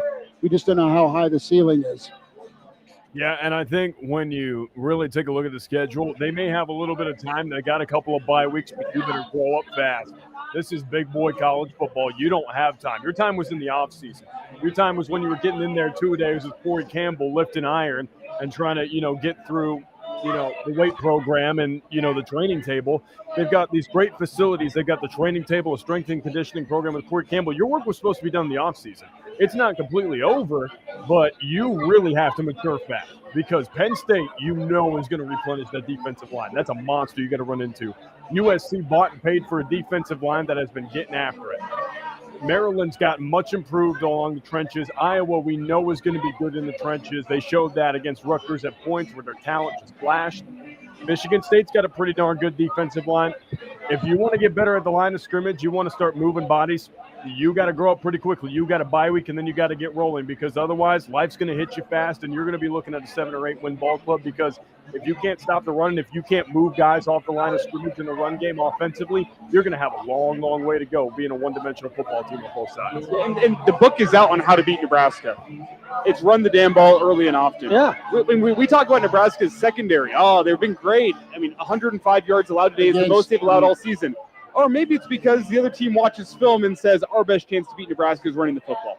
Well, and same thing for Michigan today. They only threw for 84 yards. I'm seeing 105. Well, okay, forgive me, 105, but still that's not – how many pass attempts, 22? 22. They're 12 to 22, 105 yards. They didn't have to threaten. They could live. Long pass was 16-yard completion. Right. Look, now do you understand why I hate recruiting with every fiber of my being? Okay? Everybody's got the jar on next to their computer, waiting to see who the next overhyped offensive line, defensive, who recruit is, whatever it's going to be. Yes, I think Bryce Underwood's a great player. I think Dylan Raiola is a great player, all that. But when everybody gets so hyped with stars and you take trucks out and do all these things and you're sold, you are sold that this is the missing piece. And we are 2 years away from some of these people who are so hyped up and people are jacked that you got them. And look, I'm happy they're here. I'm happy they chose the University of Nebraska. But you have no idea how good a high school player is going to be transitioning from high school to college. And in some of the cases, it's 3 years of development, especially along the offensive line. Okay? So, look, Gunnar Gatula got trial by fire last year. He was overmatched today. Elijah Pritchett, we got the savior from Alabama coming in. I barely saw him on the field. He jumped off sides. Other than a jump. Teddy Prohaska, God love him. One of my favorite Huskers of all time, who will be great in this business one day. But he got blown up at times on the other side. So all people get so excited about who committed and all the platitudes that they get from recruiting analysts who once they sign on the dotted line and recruiting day is over, they're looking to the next round, the next batch of guys. That's not to say that some recruits aren't worth the hype. I get that. But sometimes they're not, and you have to wait to develop, see how they're going to develop in college. And right now, Nebraska is in a severe developmental phase with all of those hyped recruits along the offensive line. We thought maybe they'd be ready now, and they're not. Rick's had a truck parked outside of his high school 2 years ago. Okay? I'm not saying he's not going to be a great player next year and another year. But those young guys were not ready day one, and that's not going to happen on the offensive line. Let's hear a little bit from Matt Rule right now. I'll say this real quick before we get to Rule. Dane Key was held in check today. He had that touchdown that was wiped off because he got lost. Isaiah Hunter also held in check. We didn't mention this. With Isaiah Hunter in the back of the end zone, hey, maybe don't paint the part of the end zone that's not inbounds red the same as your end zone is painted red. Isaiah Hunter had no idea he had even stepped out of bounds. 100%. We saw it last year. What game was that? Was that Purdue? Where the receiver didn't know he stepped out of bounds because the past the sideline was black, the end zone was black. Same thing happened today with Isaiah Hunter. He had no idea he had stepped out of bounds because you have a 6-inch white line on the field, and then it's red beyond that. Thank you. It confused the wide receiver. It's a stupid idea. Why is the area that is not the red zone also painted the exact same color as the red zone? I 100% agree. That's a mistake. That's on your administration. That is on your administration. Maybe they might have gotten a deal on extra red. They had to do something with it. They'll throw it in with a tree. Eastern Washington doesn't want red carpet anymore, so you can have it. Well, it'll be natural grass next year, and they can just change the paint every single week. Well, we were wondering if we'd see Latif or Harburg in the red zone. And, we didn't. You saw Harburg catch a touchdown. Good for him. But and Gray Woman 71 says, this is upsetting. Thought we were past this. So many sacks, it was pathetic. Ryan John checking in. I have a question. Will we ever win a top 25 game again? Asking for a friend who's drinking away. No, it's not going to happen. Ever. It's got to, doesn't it? At some point. Okay. Nebraska will probably win in the Happy Valley. Sure. Almost won at Ohio State last year. Don't ask me about Happy Valley. I'm worried about Michigan for now. And then I'm worried about enjoying my bye week. Hopefully the team doesn't enjoy theirs. That's no offense to them, but they need to get better along the lines of scrimmage. I hope it is a week of work coming up to this Husker football team, but don't ask me about November just yet. All right, as promised, let's hear from Matt Rule, his post game, as you're with us here on KFOR, KFORnow.com. It's Real Red Reaction, powered by Slim Chickens. Let's hear from the head man after a 30-27 loss. Obviously, a disappointing loss for us. One in which, if we're smart about it, we can hopefully learn a lot about ourselves and about where we need to improve, where we're headed. Credit to them; they made the plays they needed to make. We certainly had our chances. We had to start off with a great drive, and they stopped us on 4th and short, and got the ball back with great position. Missed a field goal, and then battled back. Made it, as you guys know, made it even at halftime, and field was tilted against us in the second half. They made a long 56-yard field goal, which ended up being the difference in the game, and battled back. That last third, the third down was not the last one, the second to last one. We had several chances to get off the field, 3rd and 16, I think 3rd and 14, whatever it was, 3rd and 15, couldn't make the plays. And so long stretches of that game where we couldn't protect. And number one, I thought for them was magnificent. Barsham was he was a handful, and thought we settled down as it went on and protected better for a while, but still some key moments where it wasn't good enough. And then obviously the run game for them, 2 plays in the first half, but just too many big plays to win a football game like that. So we battled. Appreciate the effort of the guys, but wasn't good enough. You feel like their physicality was a factor on the last drive with the 3 third-down conversions that they had worn your defense down a bit? No, we just missed a tackle, right? Throw a screen. They checked to a sprint out on third. We got them to the third down because before that, I think they were like 1 of whatever on third down. Got them in 3rd and 3. They saw the blitz. They looked to the sideline. They check. They run the sprint out. Pick route. So we just have to tackle it. Then they ran a screen. They saw the blitz again. They ran a screen. John was being really aggressive, and we're 1-on-1 in the open field. So those missed tackles to me weren't necessarily about physicality as much as they were. Their guy made a play in space, and we have to make that play. And then the 3rd and 15, they got him down in the red zone, got him down into field goal range. I thought was they just made a good check and made blocks. We have to make a tackle there. I thought we showed good physicality, obviously inside the 5. Right, they had 1st and goal inside the 5, and the guys stopped them. So it's going to be really easy to say like, oh, it was the D line. There's plays where the safety's 1-on-1, he missed the tackle. We just got Haynes is an excellent back. I have utmost respect for him. He made the plays that you have to make to win those games. You look at what he did. He had 3 catches. He had all the carries. They couldn't throw the ball against us very well, but they certainly made the explosive run plays, and that's a factor of the entire defense. On the quarterback draw and then the 54-yard touchdown, was it bust there, alignment issues? No. We're in quarters. They go to quarterback draw. We have line movement, take away the MD draw.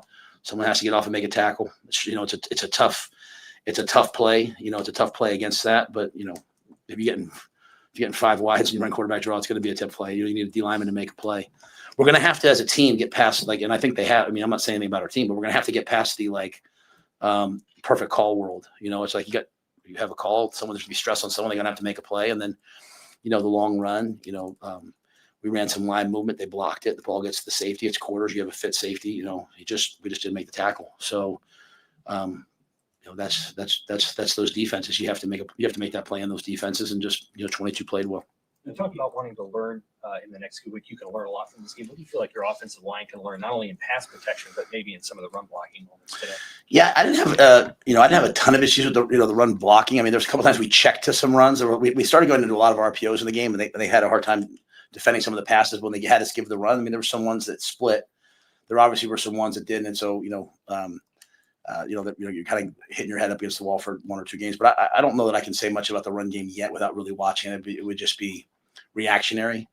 In pass pro, I thought there were times where we just gave them too much credit. We're backing up, we're catching them, like, what are we going to do? And just not really being super physical, and not from a physical, like not trying to be physical, but just, not challenging it. And then all of a sudden we went on long stretches where we weren't, where we did protect. And then in the second half, I think some of that went away. So, they pressured us, they brought blitzes. They challenged our running backs. That's what they're good at. And, we knew going in the game, it would be about stopping the run and our ability to pass protect, getting to their quarterback. We got to their quarterback a couple times, but just couldn't get into third long enough. At the end of the half, just the decision to throw the Hail Mary, was that the plan, or did it just kind of play out that way? Well, it wasn't necessarily the plan. It was second and long. So, the last thing I wanted to do was give them the ball back. Right. So, I let the clock run down, I think, to 25 seconds and called timeout so that we could run a third down play. Third down play didn't work out quite what we wanted, right? So I anticipated them calling timeout and trying to make us punt. Luckily for us, our punter's, pretty good at getting outside the pocket, so I wasn't worried about a block, but I anticipated them calling timeout with 12 or 13 seconds and trying to block the punt. When they didn't do that, I let the clock run down to 1 and called timeout and said, throw the Hail Mary. So, the only thing to me about this game I didn't want to do is have any regrets of, we didn't try. We didn't try to play. I didn't want to go out there and play close. Now, when you're in the RPO world, sometimes like you're handing off, then you're handing off a second time, and you're like, daggum, we really wanted to throw the ball there. But yeah, that was just hey, we're going to take our shot, and it worked out. So, again, once all the sadness dissipates on our end, there'll be a lot of things to build on in terms of, plays like that, plays where we jumped up and made a play. And those are the building blocks of hopefully getting to where we want to get to. Is that really what's in your mind on the fourth down, on the first possession? Is just, try, like you said, don't leave. Well, the analytics, are overwhelmingly, analytics are 4th and 3 is a go, 4th and 4 you should go. So it's not even close, right? If you want to beat Michigan, you're gonna have to get those plays, right? We're gonna have to get those plays. I thought it was a good. We ran a speed sweep with a quarterback read. You have 3 options there. It's kind of the same thing we did at the end, right? We just twice 4th and 1, and then at the goal line we're running RPOs. It's not. It's just we're not gonna trick our way into things. You got to play. You got to make the plays, right? So it's just like we're gonna give our guys a chance to make the play. On that one, unfortunately, we didn't. But then they punted the ball right back to us. We had the ball at the 30-yard line. So, similar to some of the things we talked about, right? Inside the 5, right? Like things we have to be better at. But at the same time, there were other times we did make the plays, the Hail Mary, the plays at the end. Heinrich's play at the end. So, but yeah, there's a lot of analytics that goes into it, and it's analytics tell you to be really, really, really aggressive. To be honest with you. Sometimes when it comes to sacks, it's not always the offensive line's fault. You mentioned the running back missing something, or maybe the quarterback holding on too long. Do you feel like you need to remind fans that, hey, it's not all on the offensive line, because Nebraska fans, they tend to blame the offensive line a lot? Yeah, I think the fans should. Fans were elite today. It was an amazing crowd. I think, the last thing I have a right to do right now is say anything. There was too much pressure on the quarterbacks, too much sacks. Yeah, I would say it's always a function of everything, but at the end of the day, they overwhelmed us some at times. I did feel like, though, the field got tilted against us a little bit in the second half. I did feel like we kind of progressed a little bit there. At the end of the first half, we moved the ball in the third quarter. So I'll have to go back and look at it. Again, I think number one for them is, he was an inside linebacker. They moved after the last game to outside backer, and I thought he was, dominant last week. I think he's a dominant player. But there'll be a lot for us to learn from. But yeah, our fans are elite. They'll be back out here in 2 weeks when we play Michigan State. We'll have to just learn from this. You mentioned the field is so good. How critical was the sequence? Barney was one of your best players today, but he fielded that one at the 2, and it kind of changed the field there. Yeah, I mean, we don't want him to field that one at the 2. We also filled the one off the bounce and changed the field with the field position. He had another one later that I thought he was about to step out of. So, he'll be the first to tell you I wish I wouldn't have caught it there, but we still had some plays there where he could have knocked it out. And then I thought Archie did an unbelievable job of spinning the field as best he could. Even the one time they got one or two first downs, they make that long field goal. So,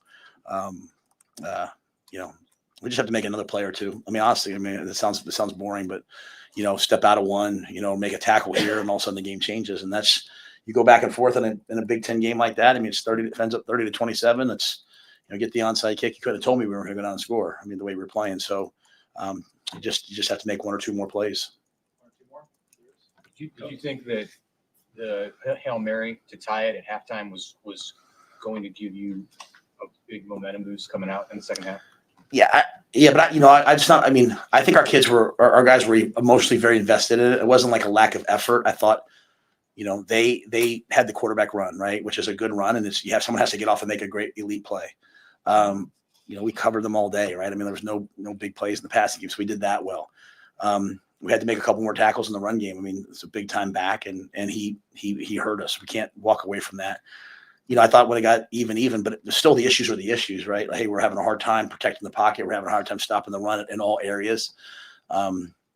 So, I was just going to get to halftime and say, hey, what do we do? I mean, even at the end, we had 3 or 4 third downs, right? So I don't know, would they finish on third down? I think 3 of them were on the last drive, right? And 3 of them were third and long. So you make one of those plays, the game changes. And so, but we didn't. And so we just moved forward. But yeah, I thought, at the end of the day, like we're playing to win. So we took our shot at that play, and it worked. Coach, you think, obviously not the result, but you think this team has grown, and you like where you guys are at?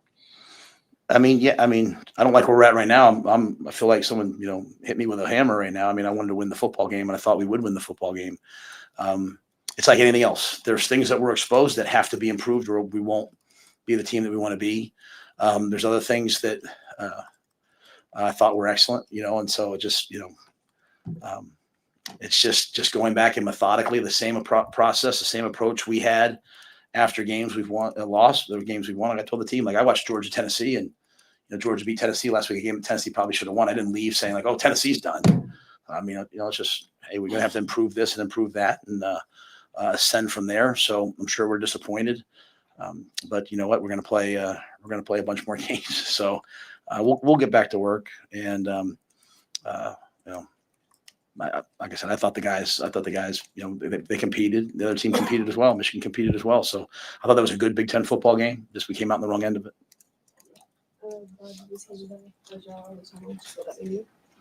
Well, I'm disappointed we didn't get the win for Bud. But I thought it meant a lot that he would show up for us. He could be anywhere he wanted to be in the world right now if he wanted to, and he chose to be here with us. And so, I know it's disappointing, but I will say, like I saw the wrestling team out there celebrating what they did. I saw, obviously Bud Crawford was there. I think it was a great day to celebrate Nebraska and all the amazing things that are here. Hopefully our volleyball team wins tonight as well. And I think, in the time that we're in right now, Bud's a unifying force for the people in the state of Nebraska. So very grateful that he would be there. I wish we could have done our part a little bit better, but at the end of the day, I hope people appreciate that we're working and the guys gave their all. We just have to get a little bit better. Thanks. There's Matt Rule, his post-game, lot covered there. And they'll go back to work. Real Red Reaction. We're here at Salt Mine City Brewing here out on the patio. Tough one for Nebraska, 30-27. They lose to Michigan. Too much Michigan on both lines of scrimmage. Too much run game for the Wolverines. Missed tackles. The pass rush elite for Michigan with 9 TFLs, 7 sacks. And you had a situation where Nebraska really not balanced, couldn't get much of anything going run game-wise. Tonight, we are going to go on air here on KFOR. KFOR Now till 7:30. We will shift over to stream only, and you find us on YouTube, Average Joe Sports Show YouTube, and Real Red Reaction YouTube, Twitter as well, AJ Sports Radio. Sunday Live tomorrow with the Average Joe. Sunday Live at 10:30 on YouTube. You had a comment here on Rule? Yeah, I just have a question. We have 2 minutes almost exactly left on the air before we flip over to stream only. So before we get off the air, I do want to ask the question I always ask. What is the word you use to describe Nebraska's performance today? Oh, wow. I knew it was coming. Expected. They're just not good enough. Right I could give you one for the air and then one for the digital. Nathan says soft. I don't know. I think it's maybe reality. That's a better word. But I don't think it's a bad reality. This was not 45-7, and having to get a kind of a fluke touchdown run to preserve not being shut out. Better than 2 years ago. Look, yeah, I mean, how about better? Look, I think it's reality. I think Nebraska is probably 2 scores, behind Michigan, and they were fortunate to be in the game at the end and lose it by 3. But I think that there is a reality where the program is, which is why I think it's upper division of the Big Ten. It's just not the upper echelon of the Big Ten. Justice, what say you? I think it's just lackadaisical. I think despite the score, I think they got physically dominated, and that never looks good. Never looks good. Justice, good work, lackadaisical. Elijah? I was going to say ice bag, because that's where your lines of scrimmage are going to need in the next couple days. Michigan is going to force them to be black and blue. They physically exerted themselves. Nebraska had areas where I'm not upset, but you're going to need to pull out the ice bag for the offensive line and defensive line. Long ways to go. Ice up is what we'll leave you with. Stick with us here on the stream. Thanks for tuning in on KFOR. Thanks to Slim Chickens.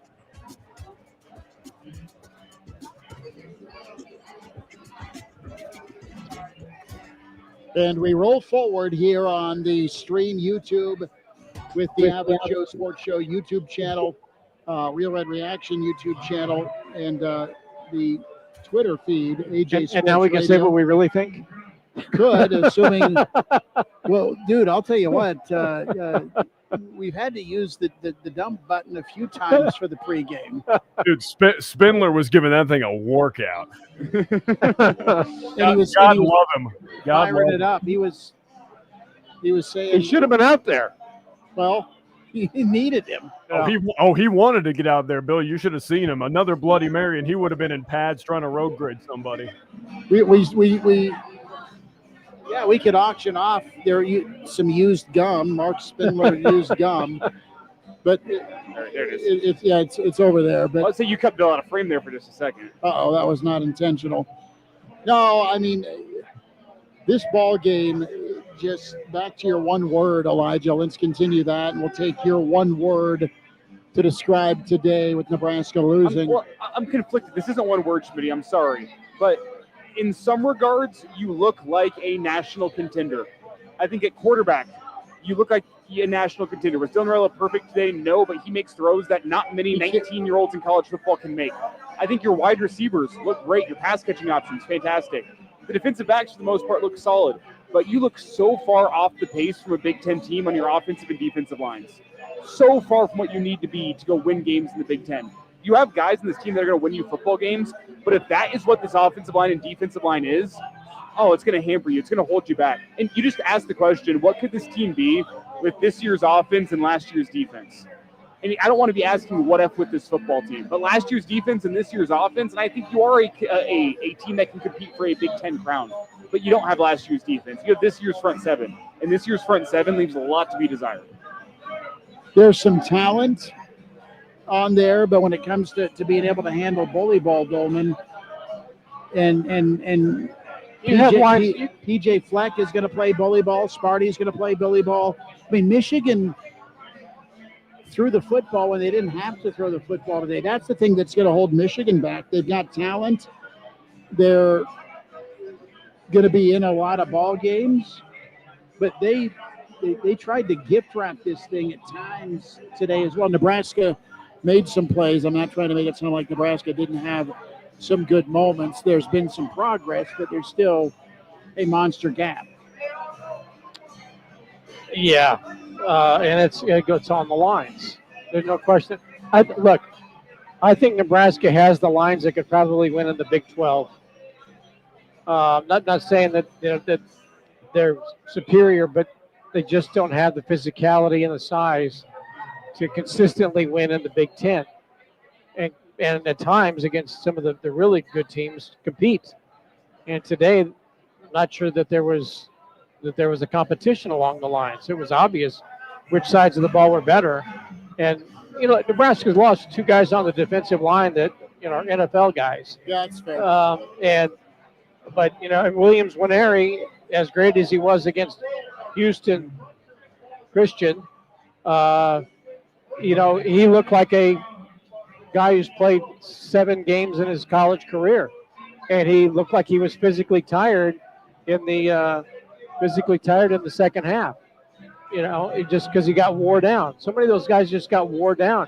Now, does that go to a larger problem? Do we go to strength and conditioning again? Is that an issue? Are we building the best team off the bus, or are you building for guys to win in the Big 10? And I think there's inexperience on the defensive line. There's a lack of size, but I think there's some serious inexperience on the defensive line too. They're just not ready to play that brand of football. One thing I was a little bit surprised by was the lack of Gabe Moore.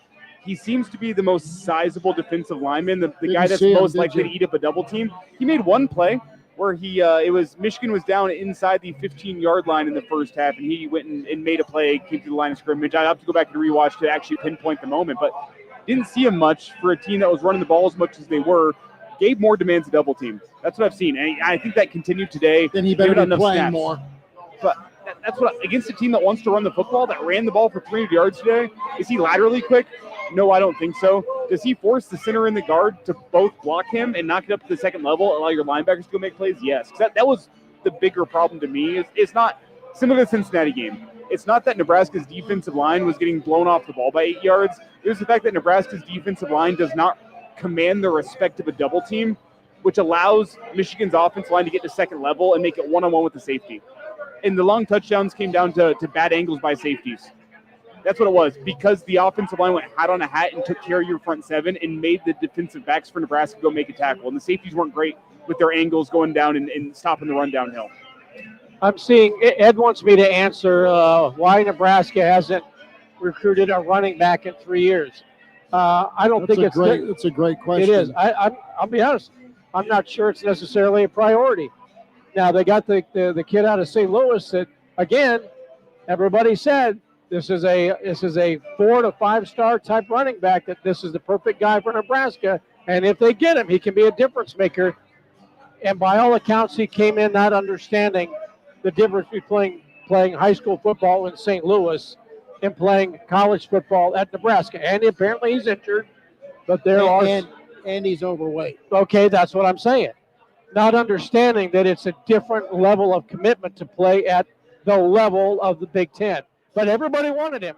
That's the guy Nebraska needed. Now, Dowdell left. I get it. And I'm not sure that he was necessarily the answer coming from Oregon, but he was a physical runner, and I don't think he was necessarily intimidated by the stage. They went after the kid from Creighton Prep that went to North Dakota, and they didn't want to invest. Yeah, Marty Brown. They didn't want to invest. And it comes down to Cal, who's a program on the rise, and it came to Miami. Okay, kid grew up in Omaha. I think I'd like to give Miami a shot. So they struck out on that one. Is he a difference maker? I don't know. But I'm not sure that you see recruiting running backs being the priority, because you have Dylan Raiola, the 5-star quarterback that everybody wanted, not just fans, but Ohio State, Georgia, UCLA, Oregon. And then you invest in the receivers that are going to help him in his game. Dane Key, Hunter, Clark, whatever. So is that where Nebraska wants to invest its NIL dollars and its heating and air conditioning company dollars? I'm not quite sure that that's the case. So my answer to you, Ed, is I'm not sure that running back is a priority. It needs to be. And the other, You got to be able to do it too. Look, I believe I'm an old school guy. Running backs are even better when they've got a great fullback ahead of them blocking. Ask Mike Rozier, ask Amon Green, ask Ken Clark, ask any of the great running backs. I know Ken Clark, I got that. But you get my point. When Nebraska was running the option and had a fullback that could smash the hole and create a little extra space, those guys had the ability to get to the second level because they had somebody out there leading the way.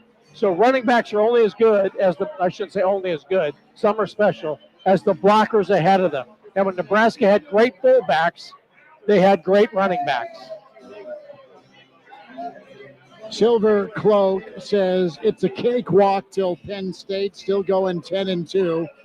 That's the first happy, positive comment we've heard in the stream.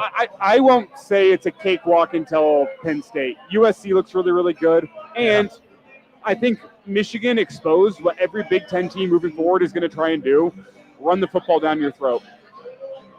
Nebraska's got to man up and figure it out. If I'm any Big Ten team watching Nebraska, I don't care how good my offensive line is. Your best chance to beat Nebraska is running the football 50 times. Nebraska's got to prove at some point they can stop a team that's going to run the ball 50 times at them. That's a big concern. It's the Big Ten. That's what the Big Ten is built on. It's not intramurals, brother. It's what Illinois exposed Nebraska last year.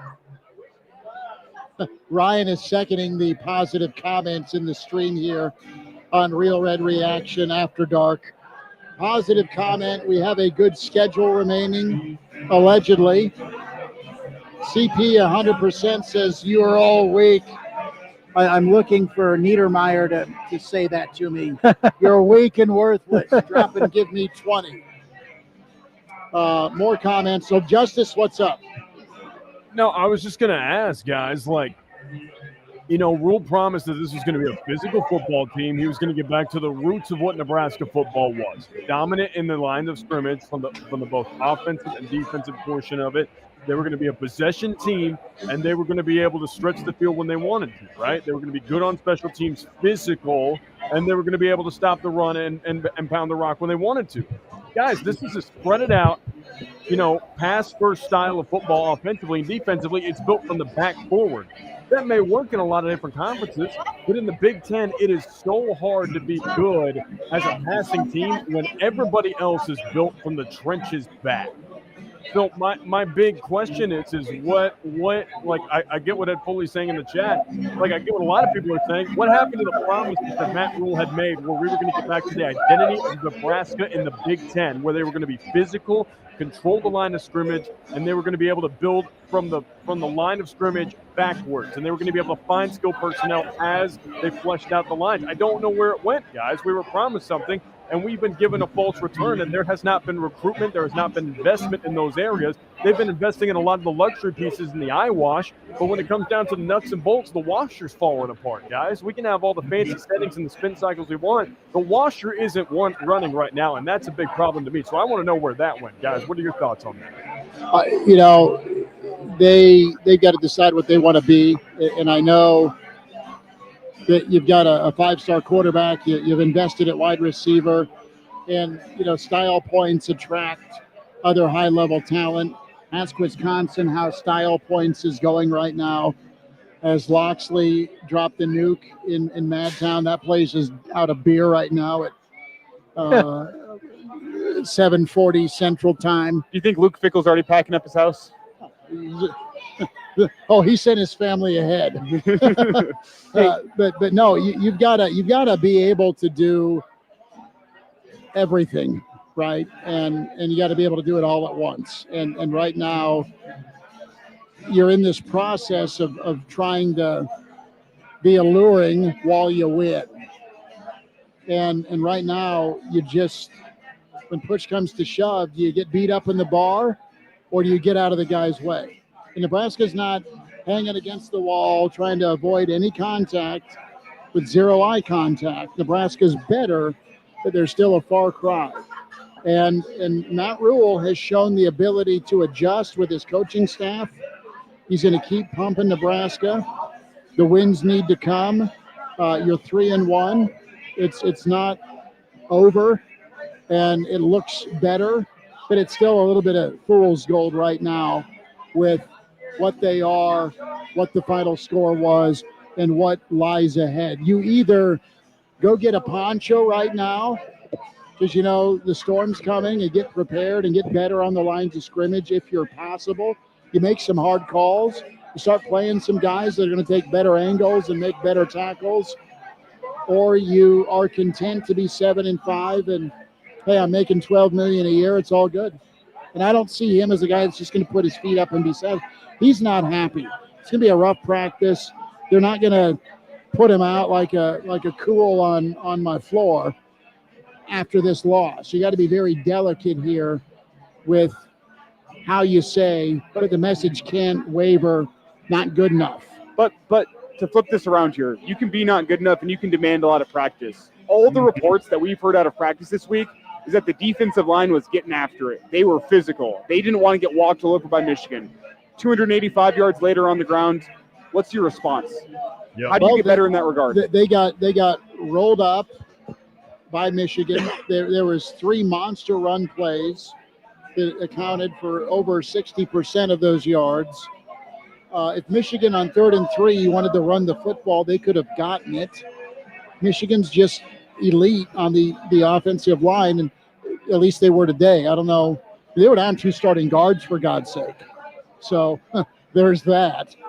No, you just the small and fast defense is great when it works, but if someone wants just to size you up and man you up, you're in trouble. And you've got 3 more teams on the schedule this year, Justice, that are going to try and do that to you. Absolutely. And I don't want to sound like I'm just pushing the panic button and bailing on the season. No, you're just being real that there's other problems on the schedule. Absolutely. And when you look at it, you got to say, listen, Nebraska's a good program. Matt Rule's turned them into a good program. You found out today what an elite program looks like. That even in a down year where people are going, oh, freshman quarterback, they're missing a lot on the line. Their defense, we don't know what they are. They came out and they proved that they're an elite program because they have a fundamental identity. I'm not bailing on Nebraska's season. You know, there is still a chance for this team to recover and do great things this season if they so choose, right? But it ultimately comes down to you walked on the field with an elite program that has culture, that has recruited at a high level for a number of years now, and they walked onto the field and they showed it today. And you know what? Nebraska hung around. They just kept punching, and in the end, the decision went Michigan's way, right? They were outboxed, they were outpointed, and at points they were outstyled. You know, they were just out toughed in the corner. Michigan got them in the corners at points and roughed them up on the body. There, like you said, Schmidt, there are points this season where that fast, flying, physical defense is absolutely going to cause teams fits. They are going to do a lot of damage to UCLA. I firmly believe that. They could put a curtain on Michigan State off a bye week if they want to. They could give Malik Washington fits if they so choose. It's all about how does this team respond now? Where does the mentality flip going into the bye week? And it all falls on the coaching staff and what the players want to do from here forward. I'm not bailing on the season, but it is time for them to answer some tough questions, and I think they have the team and structure in place to go answer some of those if they so choose. And the first step, if we want to go to a positive note here for Nebraska that they haven't done yet in, 15 years, is to beat the teams on the schedule they're supposed to beat. I still think this team is good enough to go and beat the teams that they're supposed to beat. And you're disappointed after this game because of the way it looked. I think you knew going in it was going to be a hell of a tough game. Bad matchup for you, for sure. Look, but you're still good enough to beat the teams you should beat. And if you can beat the teams you should beat, you can get to the end of the season at 9-3 and say, you know what, it's a step forward. But what's going to kill Nebraska is the fact that they are still not good enough in the things that you need to do to go win in the Big Ten. Offensive line, defensive line, playing buttoned-up, clean football, keeping your quarterback safe. Look, not every team in the Big Ten is a prototypical Big Ten team, right? Ohio State, Penn State, Michigan, Iowa. Northwestern still likes to be physical with its offensive line. They just don't have enough, but there's a Big Ten type mentality. Michigan State, black and blue type football. Not everybody else is that way. Oregon is an anomaly. We can all understand that. But not every team is 3 yards, 4 yards, run it all the time, throw 15 times, and win games 24 to 17 or 10. So there are a lot of teams that are built like Nebraska, that play like Nebraska. And as I'm thinking about this, I watched Oklahoma State last night, and I watched, some other Big 12 games. Nebraska still looks like a Big 12 team. The difference between Nebraska's old Big 12 teams and this one is a running quarterback that is a threat to break a play when everything breaks down. Dylan Raiola is a drop back pocket passer. Yeah, he can move around and he can improvise. Look, his pass to Lindenmeyer on that opening drive was one of the best throws I've ever seen him make. The way he improvised on that was brilliant, and they kept that drive going. And he has some nice strikes. The pass to Barney was a terrific play. But Nebraska looks like it's still in the mold of a Big 12 team like Oklahoma State with a solid quarterback passing the ball around. They don't have Ollie Gordon down there anymore. And look what happened. They got beat by Tulsa. But they're just limited. Just limited. Look, I said it earlier. Dylan Raiola is going to be a great pro quarterback. I'm confident of that. But in the college game, you have to have somebody that will give you the threat of the run. You go back to last year's college football playoff teams that did well. Will Howard could run the ball. He was at least a threat to scramble. The quarterback at Notre Dame, Riley Leonard, could run the ball serviceably well, both of them. They weren't threats to run like Lamar Jackson or somebody like that or that keeps plays alive. But if something breaks down, they can still go get you 10, 15 yards willingly. And right now, you don't really have that threat that there is a will to get 5 yards. Well, Raiola ran into trouble today more than he ran away from trouble. Or he abandoned in the midst of trouble, right? And so that's a difference with Nebraska, is not having a quarterback that can run out of trouble. Go back, you're not going to see Eric Crouch or anything like that, but I think that's a difference too. That Nebraska's right now is still playing Big 12 football, which there are teams in the conference that do that. They just don't have the size and the massiveness up front on either side to make a difference in a game. More comments here in the stream. Will probably wind down about 8 o'clock here. I know what I'm talking about, Ted. For Real Red Reaction, powered by Slim Chickens, 14th in Pine Lake, 84th at Old Shady. It's where you can go see the good folks at Slim Chickens, get some chicken fingers, get a salad, get some of their amazing desserts, and kind of drown your sorrows. Don't forget the Average Joe Sports Show, Sunday live at 10:30. The Iron Horse will join us. Elijah Herbel, Bill Doleman, Chris Schmidt, Justice Rhody. Fongway is here, and Checkson says, howdy. Oh, well, the sun will rise tomorrow, won't it?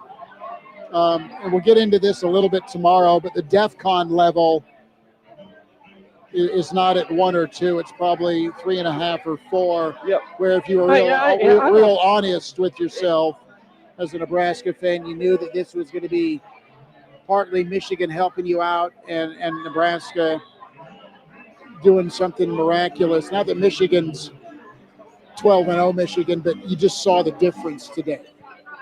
I think Nebraska can still win 9 games. I really do. They're not going to play against a team as physical as Michigan. They got Penn State, they got Iowa, but they got Iowa at home. Is Michigan a 10-win team? Are they a playoff threat? I don't think so either. No. I think they're last year. No, but I think they're 8-4, 8-5. It could be. When you look at their upcoming schedule, they also have a bye week. They go Wisconsin, USC, Washington, Michigan State, Purdue, Northwestern, and then Ohio State. Maryland, and then Ohio State. 7, 8? I'm at about 9 wins for them. Okay. Probably 2 more losses on there. Ohio State seems to be a class above them. And we'll see. That hasn't mattered the past couple of years. But if they just want to get down and dirty and punch you in the face, will Ohio State respond? It's a matchup thing, isn't it? I mean, I think USC also, and we'll see how they do tonight, but I think they might also be in the upper echelon class of college football playoff teams in the Big Ten. They spent a lot of money to get better, didn't they? And they unloaded the war chest. They went and got a JUCO player of the year at running back. They splashed a ton of cash on the D-line. USC, assuming they don't lay a stinker tonight against Michigan State, looks to be in that upper echelon. Well, guys, I want to ask this. You mentioned about investment. I mean, Nebraska needs to – you're not always going to be right. I understand this. But your investments right now, look at Ernest Hausman, led the team in tackles, 9 solos, 6 assists, a couple of TFLs. You couldn't keep him, coaching change, whatever. But Dane Key's a good ball player. Dane Key was kept in check pretty well today. You had Isaiah Hunter, a couple of catches, but kept in check pretty well today. You spent money to keep guys. Keona Davis, Emmett Johnson, both kept pretty well in check today. It's not a blame game. I'm just saying your expenditures, and then you spent a boatload on Pritchett. He's been problematic this year. You tried to go to him because your other option at tackle was having a tough time. If you're going to spend it, you better be right with it.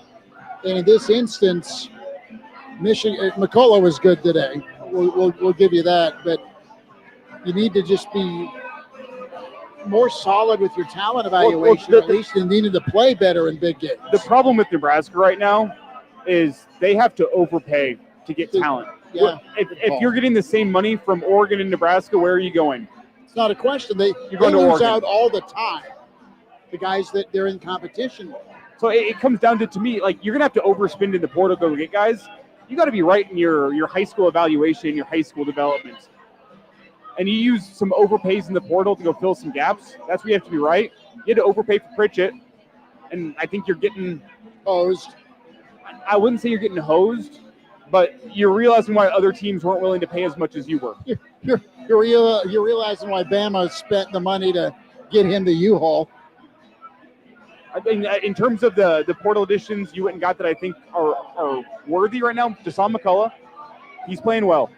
Best member of your front seven in my eyes. Whatever right now. you spent to keep Barney and Shavers here, money well spent. I think Key and Isaiah Hunter were both worthy investments. But what are these guys we're talking about in terms of investments? They're not offensive linemen. They're not interior defensive linemen. Look, I think Key was held in check, but I think that was in part because there was no time to find him. You spent money to get Rocco Spindler here, and I think that's been a good investment, not only for the team but for us because of Dad. So that was a good investment. But I think he's been good at the position. I think he's a leader on that offensive line. But you got to open it up to protect your 5-star. If you protect your 5-star, then your others are going to be able to get involved. Hunter's good. Key's really good. Jacory Barney made one bad play, getting stuck at the 3-yard line. Should have never let it go. But he had that punt return where he fielded the ball and got an extra 20 yards, which set up the drive in which he got the touchdown on the other end of it. But Barney is, I think, invaluable to that offense. Shavers, invaluable to that defense. And, you got to keep some of these guys here, but you got to invest in the line. Here's what you're probably seeing too, is there are some guys that know they're pretty good on this team that aren't seeing the snaps maybe in the game, or it's later in the game that they get in because of how practice has been going. They're going to reward starting and playing time to the guys who do it the Monday through Friday or Sunday through Friday during practice. I like that standard. I understand that. But guys like Van Poppel, guys like Lenhart, I mean, those are high-star recruits. And Lenhart had the pass batted down. He also didn't stay in his rush lane on the 37-yard touchdown run on that quarterback draw. And guys are going to make mistakes. I'm not here to be holier than thou, but I'm just saying the studs you do bring in need to start playing at a high level. Michigan's guys, the edge guys, that linebacking core, they were werewolves, man, off the edge. With 4 men and 3 men, they got after the quarterback today. That's one thing I haven't brought up. I also didn't love Nebraska's game plan, knowing your tackles were getting cooked. You didn't have help. You didn't have the standard. If you're getting cooked off the edge, you get 4 hands in the defensive end. You have your 2 from your offensive They did tackle it for a little while. and you get a tight end or a running back to chip and give your offensive tackle just a little bit of support. Didn't see that much today. That was a slightly disappointing. That's not an adjustment you can make. Seeing, oh man, our tackles are up against it. Let's help them out. Nah. We're just let them. We're gonna throw them to the wolves. You know what's amazing about the offensive line play? Although they gave 7 sacks, there were no holding penalties. Isn't that stunning? I mean, as much as they were getting beat, and maybe the officials decided to just look the other way, and there were no holding penalties called. I know. It's that I get Donnie that. Raiola style of coaching where, hey, they don't. The way he teaches offensive line play is you don't get holding calls. I mean, I saw some holdings from the press box that didn't get flagged, but I'll rewatch tonight and I'll let you know if that opinion changes. But the CBS Sports postgame has posted Biff Poggi, and he is going to eat some Haagen-Dazs coffee ice cream with his wife, smoke a Cuban cigar, and then go to the hospital. That's his plan tonight. That's a heck of a night. So, That's a heck of a night. fellas, what are we doing tonight? We're wrapping up a Real Red Reaction show powered by Slim Chickens here on KFOR, KFORnow.com. Tell a buddy about us. Find us on the Average Joe YouTube channel 7 days a week. Real Red Reaction YouTube channel, also on Twitter, AJ Sports Radio. That's Elijah Herbel, the pride of Fairbury's Bill Doleman, Justice Rhody, still chained to his studio, counting down. He's like, is this play clock ready to go? Come on. I can It's tell like you, the millennial clock. It's like the millennium clock, if you know what I'm talking about. I'm just waiting until it hits 0 and the chains unsnap. I'm going to grab one more beer from the fantastic folks here at Salt Mine City Brewing Company. That's step number 1 once we wrap up this show. Then I'm going to probably head home. I have exactly 1 glass of whiskey left in my bottle of whiskey at home. Are you going to do all of it tonight? Old Forest 1920. I have 1 glass of whiskey left in the bottle, so I'm probably going to pour myself a glass of whiskey, pull this game back up, rewatch it, see where I was right, see where I was wrong from the instant post-game reaction show. I'm going to go to bed and I'll be ready to rock and roll with more reaction tomorrow, because this is coach speak, absolutely. But it's never as good as you think and never as bad as you think in the moment. Go back, rewatch, see what I see, and be ready to rock and roll with you gentlemen tomorrow morning at 10:30 and see where we were right and where we were wrong from this Real Red Reaction show. Because I'll admit, I'm not infallible. I miss things live in the moment, and I want to see what I missed upon a rewatch tonight. I think I'm going to go watch a bootleg underground copy from Thailand of the Bud Crawford win over Canelo Alvarez to make myself feel better. You had me scared about bootlegged in Thailand. I thought that might tickle the ears. Bill, what are you going to be watching? I'm gonna watch Bud beat Canelo. Hey, look, I don't fanboy over any celebrity, but Bud Crawford being in the building and wearing 168, that was spectacular. I think they should have let him just walk out of the tunnel by himself. But it's great to see one of the greatest fighters, not just of this generation, but one of the greatest fighters in the history of boxing, repping the Big Red, wearing the jersey, enjoying also. He wasn't just making a celebrity appearance. I mean, he likes being a Husker. I'm sure he likes being a Blue Jay as well. But the fact that guy was in the building and being a part of the whole atmosphere, and the crowd gave him a great ovation. I think he might have got almost as loud of ovation as Archie Wilson today. Archie did a good job today. Archie did 49 yards on his punts. I'm still waiting for that first fake. But I love seeing Bud Crawford at the stadium today. I've been calling for a long time for him to fight at Memorial Stadium. On one hand, it'd be nice to see a win in Memorial Stadium again. On the flip side, against a ranked opponent. Yeah. On the flip side, over under. The next win at Memorial Stadium of a ranked opponent will be Bud Crawford versus competition before Nebraska or not. But to flip it around, there's been a curse in Memorial Stadium against ranked opposition, so you hope that doesn't continue with Bud. So either way, I don't know. It scares me to have Bud fight at Memorial, but he deserves it. He deserves that opportunity. I know we're here talking about Nebraska, but I do want to see a Bud fight at Memorial Stadium. I want to shout out and say thank you to Salt Mine City Brewing for having us out here on a Friday and pre and post game Saturday.